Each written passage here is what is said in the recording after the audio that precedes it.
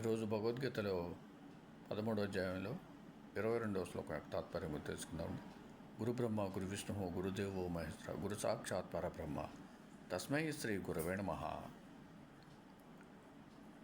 ఉపద్రష్టాను మంతా చ భర్త భోక్తా మహేశ్వర పరమాత్మేతి చాప్యుక్తో దేహే అస్మిన్ పురుషః పరః.